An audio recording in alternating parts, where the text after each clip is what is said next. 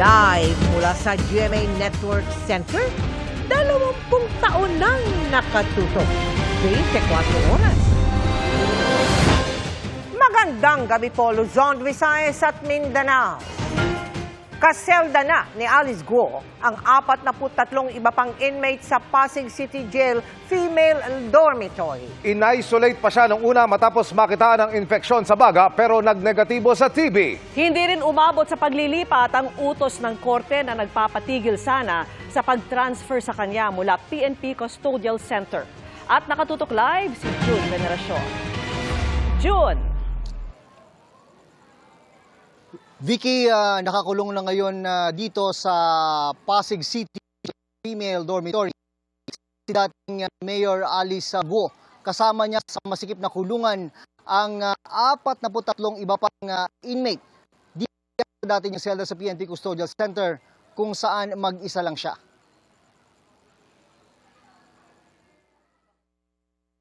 Bilang bahagi ng standard operating procedure, muling isinalang sa medical examination si Alice Guo bago ilipat sa Pasig City Jail Female Dormitory mula sa PNP Custodial Center.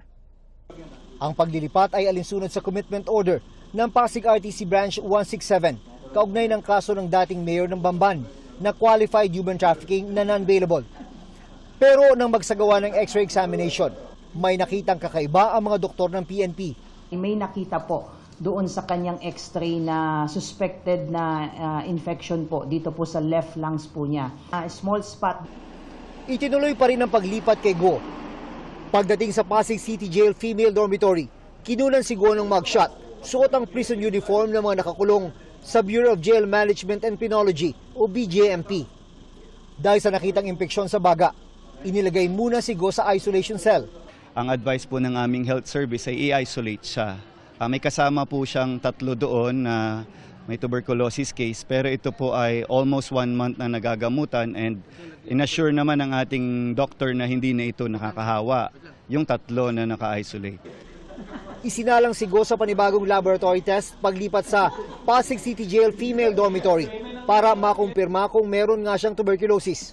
Negatibo ang resulta, kaya mula isolation cell, inilipat siya sa regular na selda na may sukat na 45 square meters na ang kapasidad lang ay para sa 9 na inmate o persons deprived of liberty.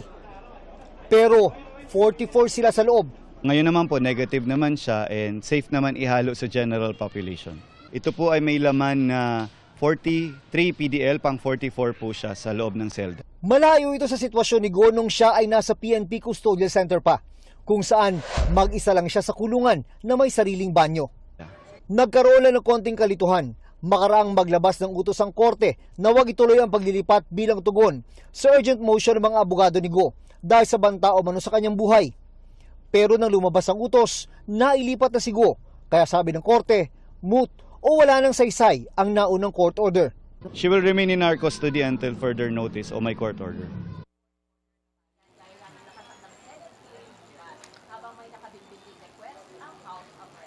Mel, Emil at Vicky, bukas ay inaasahan muling lalabas ng kulungan, partikular itong Pasig City Jail Female Dormitory, si dating Mayor Alice Guo para muling humarap sa investigasyon ng Senado tungkol sa Pogo. Balik sa Vicky. June, dahil nga masikip sa kulungan, may sarili bang higaan si Alice Guo o may mga oras na kailangan niyang matulog sa sahig? Vicky, sabi ng GMP ay hindi naman daw inaasahang aabot sa punto na mahihiga sa sahig itong si dating Mayor Alice Guo. Pero ganito ang maging nangyayari, Vicky, sa isang higaan ay meron siyang magiging kasalo na 5 hanggang 6 na inmate at yung kanilang hihigaan ay hindi yan mattress, Vicky, kundi plywood na binalot lang sa linoleum. Kung tutuusin talagang malayo itong sitwasyon ni Alice Guo dito sa Pasig City Jail Female Dormitory ko ikukumpara dun sa kanya naging sitwasyon sa PNP Custodial Center kung saan nga nag-iisa lang siya sa loob ng kulungan na may sariling kama, may sariling CR at may sariling ventilador. Balik sa Vicky. Maraming salamat sa iyo, June Veneracion. Sumuko naman sa NBI ang 7 sa umunoy incorporator ng ilan sa bogus umunong kumpanya ni Alice Guo. Itinanggi nilang kasosyo nila si Guo. Ang iba nga, tindera lang umano sa palengke sa Tarlac. Narito ang aking pagtutok. Takot at pangamba sa kanilang buhay ang nagtulak daw sa 7 personalidad na ito para sumuko sa NBI. Sila ang itinuturong mga incorporator ng 2 sa mga umunoy bogus na kumpanya ni Alice Guo na may kinalaman sa Pogo. Sila ang lumalabas na mga responsible dun sa Hongsheng Incorporators at saka sa Sun Yuan Incorporators. Lahat ito ay mga masasabi natin na bogus corporation ni Alice Guo. Remember, the case is non-bailable. Unang sumuko sa NBI Central Luzon Regional Office ang 5 noong 1 linggo, habang ang 2 sa NBI Head Office kahapon lumutang. 5 ang sumurrender sa kanya at 2 naman ay dumating kahapon sumurrender. Thursday, even before the warrants were actually received by the NBI, there were already surrender feelers sent to us. So through arrangements made with also one of our divisions in Manila, dumating po kahapon yung 2. Ang 7 sumuko ay kasama ni Guo sa mga kinasuhan ng NBI ng qualified trafficking sa Pasig Regional Trial Court at inisyuhan ng warrant of arrest kalaunan. May mga at-large pa ayon sa NBI. Yung mga karamihan Chinese ang at-large pa, pero hindi kami tumitigil ng paghahanap sa kanila. Pero itinanggi ng mga sumuko na sangkot sila sa kaso at lalong hindi raw nila kilala o kasosyo sa isang kumpanya ang sinibak na si Mayor Guo. Ang 4 sa kanila, nagpakilalang tindera lang daw sa palengke sa bayan ng Concepcion. Hindi po namin alam. Wala po kaming alam. Yung Concepcion, katabi lang ng Banban yan. Okay. Noong 2019 daw, nag-apply sila ng lending. Malamang doon sila lang nakuha ang pangalan nila. Pero hindi sila na kita mismo hindi sila kilala ni Mayor Guo. Ang babae namang ito na itinuro ng NBI na presidente ng isa sa mga kumpanya. Sinabing kilala niya si Guo dahil nakasama niya ito sa isang proyekto ng probinsya pero hindi raw siya sangkot sa trafficking. Nag-invest lang daw siya sa kumpanya na anyay nag-ooperate ng online gaming. Ang investment na po ito nung inalok po sa akin ay online gaming. Hindi po si Mayor Alice Guo, dismissed Banban Mayor Alice Guo ang nag-alok sa akin. Iba pong tao, hindi po siya. Yun po mga details sa korte ko na lang po yan ibabanggitin. Ang kanyang kapatid ay malapit daw kay Guo at isa sa kanyang mga kapwa-akusado. Siya ang itinuturo ng 2 pang lalaking sumuko rin na nagpasok daw sa kanila sa kumpanya. Takot na po kami sa seguridad po namin. Hindi po biro yung mga taong nasa likod po nito. Doon po sa sinasabi niyang ginamit ang pangalan, siya po ay pumirma, inalok din po sila dito para mag-invest. Sila po ay nakakabasa, nakakasulat. Kung sakali naman daw na magbago ang takbo at magboluntaryo ang mga sumuko para maging testigo. Para ma-discharge as state witness, kailangan you must appear at the least guilty. Ayun, yung sinasabi nila na nagamit lamang sila, maaaring ground yan. Inilipat na sila sa NBI Detention Facility sa NBP Compound sa Muntinlupa. Para sa GMA Integrated News, Emilio Sumangil, nakatutok 24 oras. Hindi na lang sa dagat peligrosong bumubuntot ang China sa puwersa ng Pilipinas. Ang isa nilang helicopter, dinikitan ng eroplano ng BFAR na nagpapatrolya sa Panatag Shoal. Nakatutok live si Ian Cruz. Ian.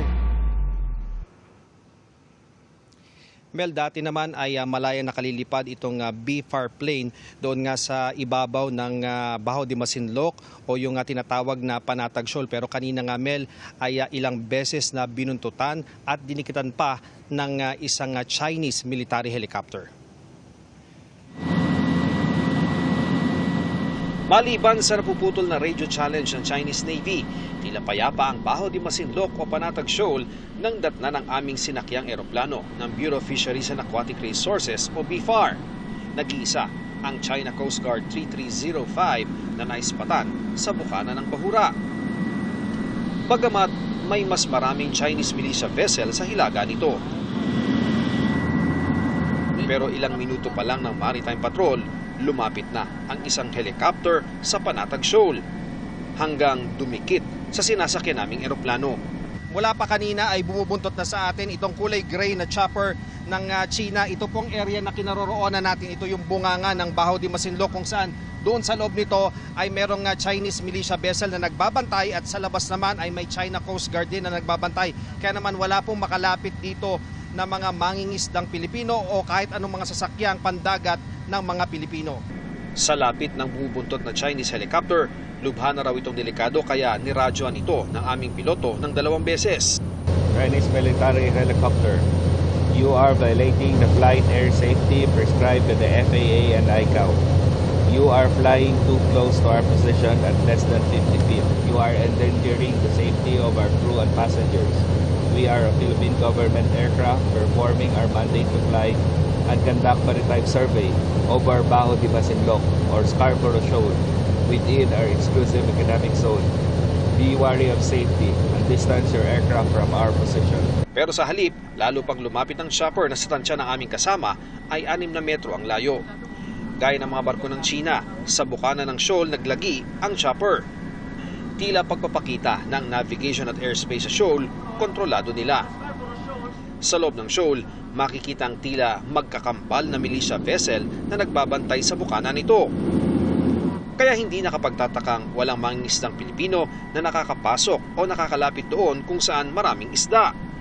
Nang umalis kami sa shoal, tinatayang 25 nautical miles sa silangan ito, nadaanan namin ang Chinese Navy Warship 174 na may helipad at kung saan pinaniniwalaang galing ang chopper na bumuntot sa amin. Niradyohan pa kami ng Chinese warship. You are way beyond the 200 nautical mile EEZ of your country. Please review your chart. Kinahapunan, ang China Coast Guard Vessel 3305 mula sa silangan ay nasa norte na. 6 na Chinese militia vessel naman ang nakapwesto sa hilagang silangan ng shoal. Ang magkadikit na militia vessel sa loob ng shoal, tila walang galawan.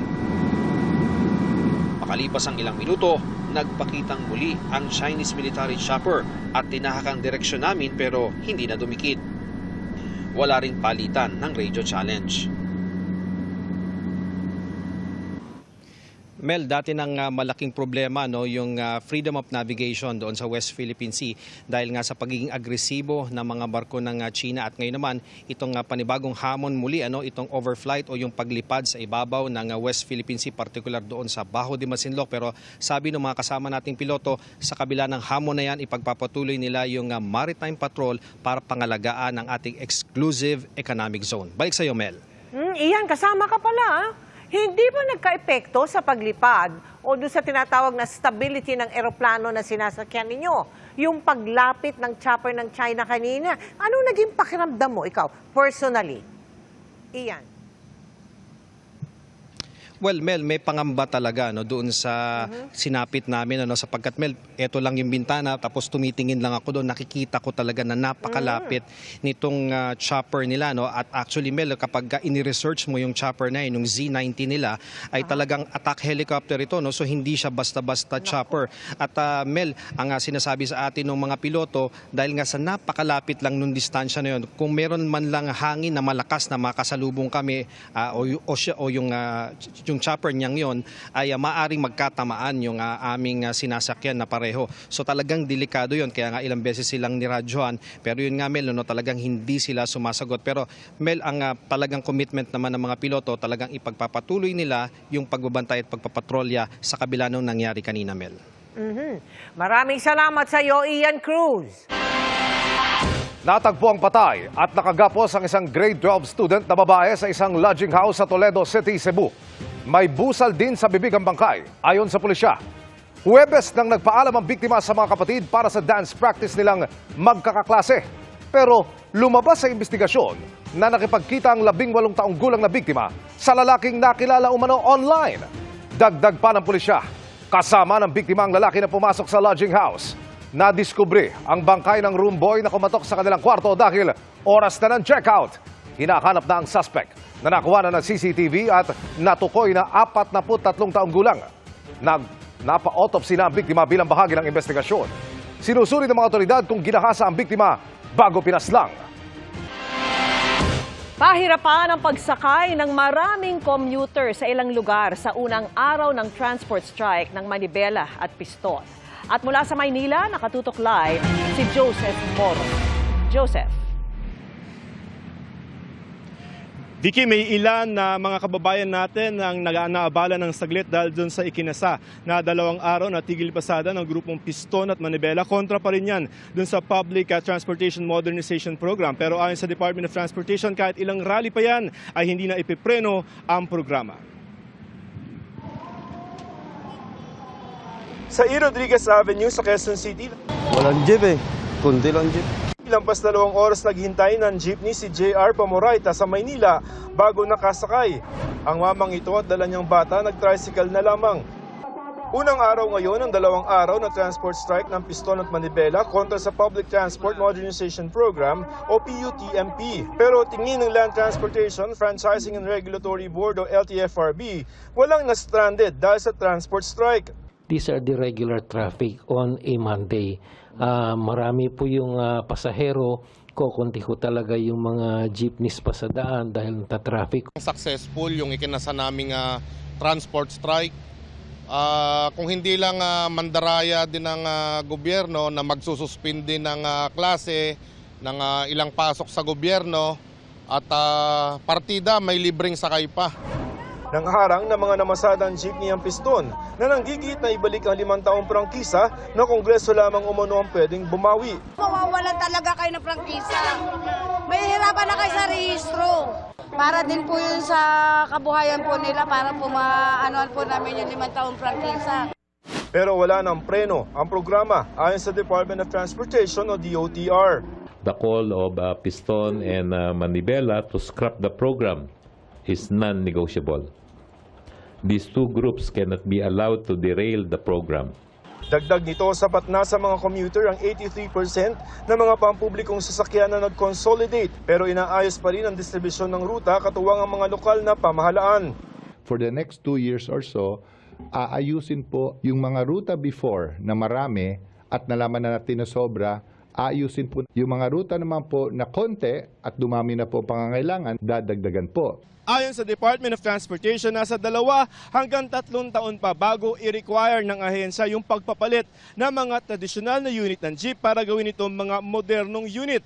Dagdag pa ng LTO, yung mga hindi sasali sa programa, pwedeng irehistro yung kanilang mga tradisyonal na jeep bilang mga pampribadong sasakyan.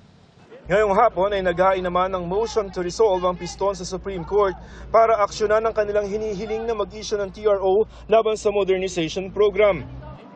3:00 naman ng hapon, nagkasabay-sabay ang labas ng mga taga-gobyerno at ilang mga estudyante sa ilang mga paaralan. Naglabas ang Malacanang ng memorandum na pinapauwi na mga nasa gobyerno ng 3:00 bilang paggunita ng Family Week. Kaya dito sa Manila City Hall, pahirapan ang pagsakay dahil matumal ang dating ng mga jeep. Sobrang pong hirap sumakay kasi ang konti-konti lang po ng jeep. Hindi po kasi ganito usually, mga 5 to 6 pa po yung yung rush hour. Wala po kami masyadong manong kasi puno po yung jeep. Vicky, sa mga oras na ito ay hupana naman yung pagdagsa ng mga tao dito sa Padre Burgos sa Maynila at tuloy-tuloy pa rin yung pagdating ng mga pampublikong sasakyan katulad ng mga jeep. Ayon naman sa MMDA, bago mag-alas 5 kanina ay hindi na nila kinailangan na mag-deploy ng mga libreng sakay. Vicky? Joseph, tama ba? Di ba sinasabi ng gobyerno na sapat naman ang mga pampublikong sasakyan? E paano pag wala ng libreng sakay o may pasok na yung lahat ng commuter?